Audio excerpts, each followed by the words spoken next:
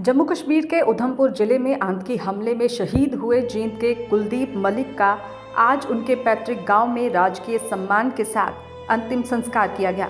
उनके अंतिम संस्कार में पूरा गांव उमड़ पड़ा। नम आंखों के साथ शहीद को अंतिम विदाई दी गई।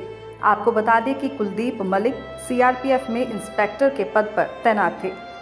आपको बता दें कि सीआरपीएफ में तैनात इंस्पेक्टर कुलदीप मलिक सोमवार को जम्मू कश्मीर के उधमपुर के बसंतगढ़ इलाके में हुए आतंकी हमले में शहीद हो गए थे। आज सुबह जवान का पार्थिव शरीर जींद पहुंचा। जवान का अंतिम संस्कार राजकीय सम्मान के साथ पैतृक गांव निडानी में किया गया। आपको बता दें कि कुलदीप मलिक के दोनों बेटे भी सेना में हैं। एक बेटा आर्मी में ड्राइवर के पद पर तैनात है तो दूसरा आरपीएफ में है। तस्वीरें आपको उनके गांव से दिखा रहे हैं। आज जींद में हजारों लोगों ने नम आंखों से शहीद कुलदीप को अंतिम विदाई दी। शहीद का पार्थिव शव तिरंगे के साथ लिपटा हुआ था। बंदूकों की सलामी के साथ उन्हें अंतिम विदाई दी गई। अंतिम विदाई का ये दृश्य बहुत ही भावुक कर देने वाला था। उनकी अंतिम यात्रा में हजारों लोग शामिल हुए। तस्वीरों में आप देख सकते हैं कि किस तरह से जनसैलाब उनको अंतिम विदाई देने के लिए उमड़ पड़ा है। राजकीय सम्मान के साथ शहीद को अंतिम विदाई दी गई। आपको बता दें कि कुलदीप मलिक 34 साल पहले स्पोर्ट्स कोटे से कांस्टेबल के पद पर भर्ती हुए थे। कुलदीप मलिक कुश्ती के नेशनल खिलाड़ी रह चुके हैं। कुलदीप मलिक अगले महीने डीएसपी प्रमोट होने वाले थे।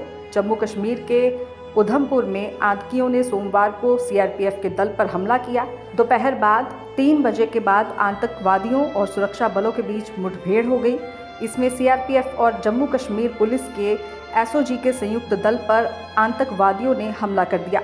इसमें जिले के गांव निडानी निवासी सीआरपीएफ इंस्पेक्टर कुलदीप मलिक शहीद हो गए। इससे पहले 7 अगस्त को भी उधमपुर के बसंतगढ़ क्षेत्र में सुरक्षा बलों और आतंकियों के बीच मुठभेड़ हुई थी। हालांकि आतंकी खराब मौसम और धुंध का फायदा उठाकर भागने में कामयाब रहे थे। शहीद के अंतिम संस्कार पर पहुंचे आईजीपी आरके शर्मा ने क्या कुछ कहा, सुनिए। मलिक बहुत ही बहादुर 187 बटालियन उधमपुर में पोस्टेड थे जी कंपनी में जी। 19 तारीख को अभी नई पोस्टें लग रही हैं। हाँ जी। तो दूदू बसंतगढ़ एक क्षेत्र पड़ता है उधमपुर डिस्ट्रिक्ट के अंदर, जो कि काफ़ी दुर्गम और काफ़ी पहाड़ियों का इलाका है। तो उस पोस्ट की रेकी करके वापस आ रहे थे जी। तो वापसी के दौरान उग्रवादियों से मुठभेड़ हो गई। उस मुठभेड़ में इन्होंने बहुत बहादुरी से मुकाबला किया और वीरगति को प्राप्त हुई।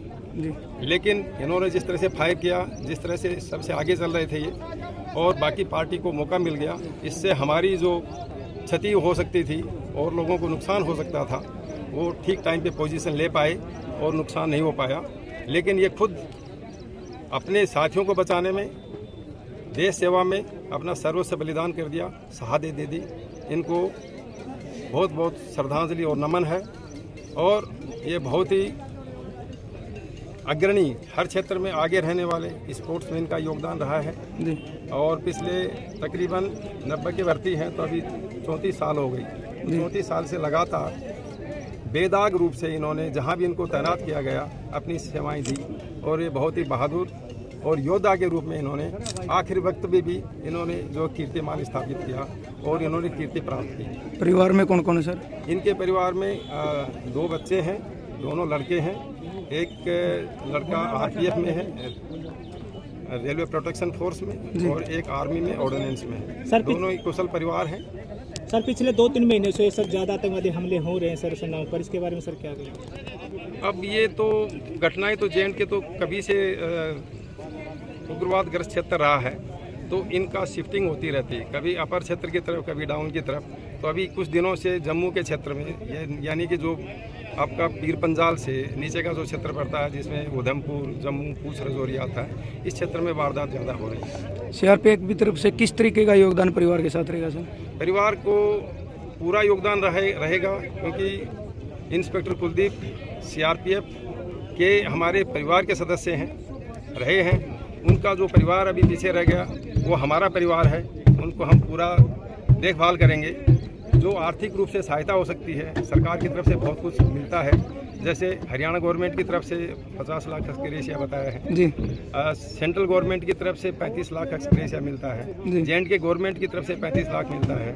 उसके बाद में SBI के साथ हम लोगों का अनुबंध है कि इस तरह की कोई मौत होती है तो उसमें SBI भी, state bank of India 50 lakh insurance देता है। उसके अलावा 25 लाख के करीबन ग्रेजुएटी मिलती है। इस तरह से फाइनेंशियली बाकी जो लास्ट LPA बोलते हैं, लिबरलाइज पेंशन अलाउंस, आखिरी तनख्वाह जो मिल रही थी इनको लगभग 1 लाख के आसपास, वो तनख्वाह इनके परिवार को यानी इनकी धर्मपत्नी को जारी रहेगी। इनके साथ बताया ना मैंने, ये अकेले शहीद हुए क्योंकि ये सबसे आगे चल रहे थे, इनको मौका मिल गया, इन्होंने रिटालिएट किया, फायर आया तो बाकी ने पोजीशन ले ली, सबने फायर किया लेकिन और कोई शहादत नहीं हुई। ठीक है। देश दुनिया की हर खबर सबसे पहले देखने के लिए फॉलो करें Dainik Savera TV, YouTube, Facebook, Instagram, X और व्हाट्सएप चैनल पर।